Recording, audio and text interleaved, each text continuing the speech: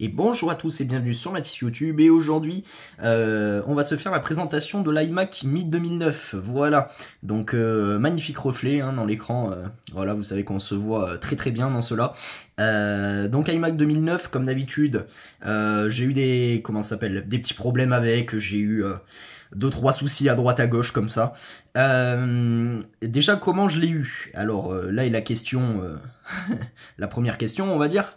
Comme d'habitude, il y a eu des histoires, vu que... Enfin, il y a eu des histoires.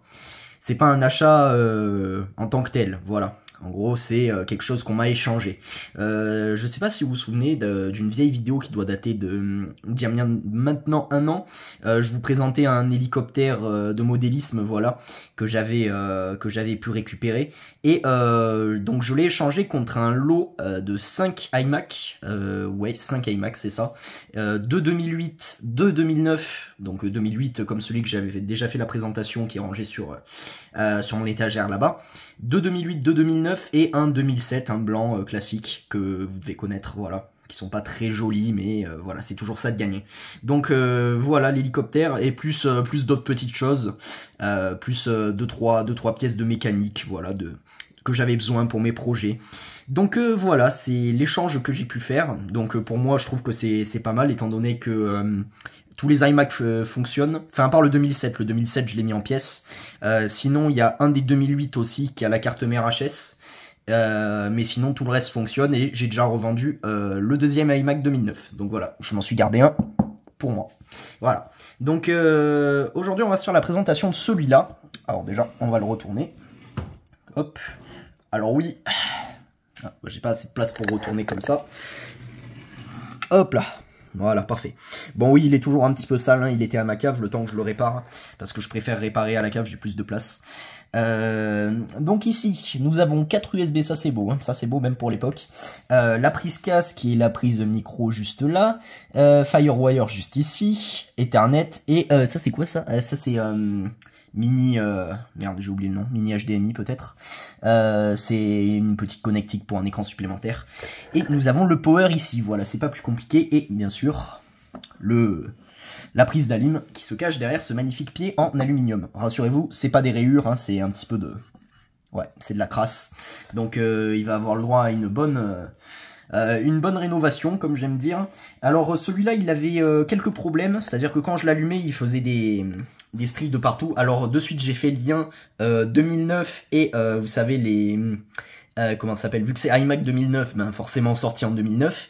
Et comme vous devez certainement le savoir, les GPU à l'époque, surtout chez AMD ou chez Microsoft dans leurs Xbox 360, les GPU avaient tendance à foirer à cause des soudures BGA dedans, enfin en dessous plutôt. Et donc j'ai directement fait le lien avec la carte graphique de celui-là. Il s'avère que non, en fait, j'ai pu récupérer un écran. Je vais à nouveau le retourner, comme cela. Voilà, parfait. Donc oui, on me voit dedans, bonjour. Voilà. Comme ça c'est mieux. Donc oui, j'ai directement fait le lien avec la carte graphique qui aurait pu être HS, mais il s'avère que c'était l'écran. Donc du coup, j'ai pu prendre l'écran de l'iMac 2008 qui avait la carte mère HS. Je m'en foutais de toute façon, vu que carte mère HS, j'allais pas en faire grand chose. Et donc du coup, j'ai mis un écran d'iMac 2008 sur iMac 2009, ça marche. Donc une génération après, vous pouvez swapper les écrans. Même si c'est pas complètement les mêmes connectiques, il faut... pas shunter des sondes, mais il faut déplacer des sondes. En fait, elles sont pas au même endroit et elles ont pas la même prise.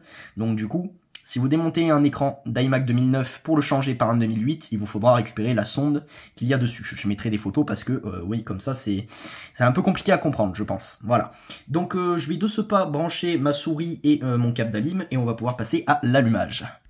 Voilà, on se retrouve devant l'iMac 2009. Alors, j'ai oublié de préciser, mais dans le lot que j'ai eu, en fait, c'était des ordinateurs qui étaient jusqu'à présent utilisés, toujours utilisés, et ils ont tous été passés en SSD. Voilà, donc ça me fait des SSD, des petits SSD, voilà, ça c'est celui du 2008 qui était HS. D'ailleurs, si vous voulez, n'hésitez pas, j'ai toutes les pièces, elles sont en vente sur mon compte Le Bon Coin, voilà.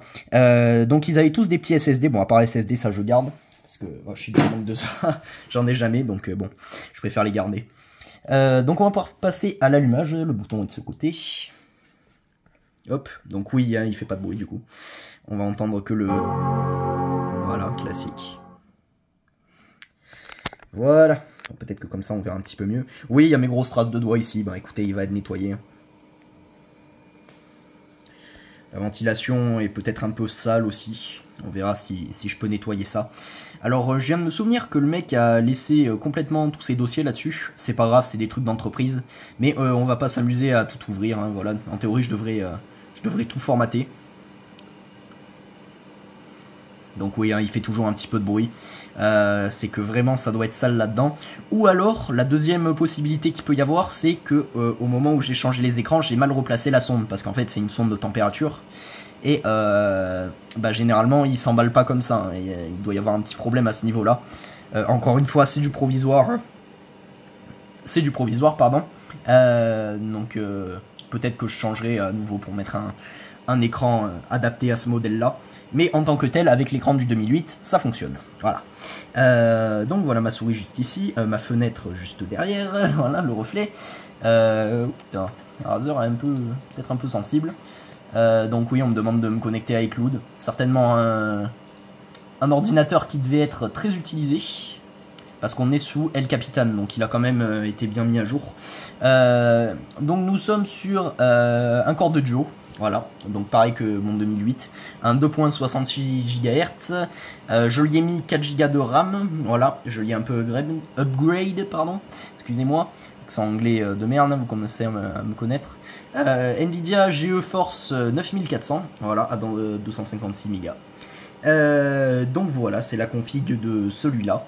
En théorie, c'est pas une carte graphique AMD, donc ça devrait pas poser trop de problèmes. Ah oui, il m'emmerde, ce iCloud, décidément.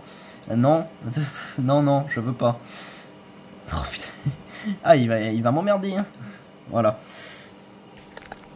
Eh oui, forcément, il est pas... Bah, il est connecté en plus.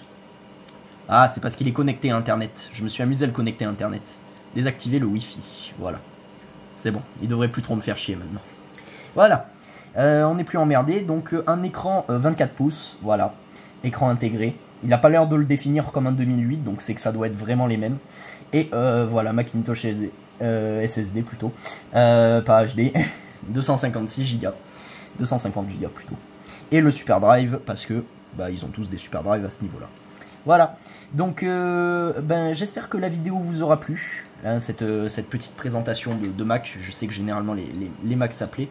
Donc moi je vous donne rendez-vous certainement la semaine prochaine. Une pièce en plus qui vient compléter ma collection, hein, il va remplacer certainement le 2008, parce que le 2008 j'en ai plus vraiment l'utilité maintenant, donc j'y suis là.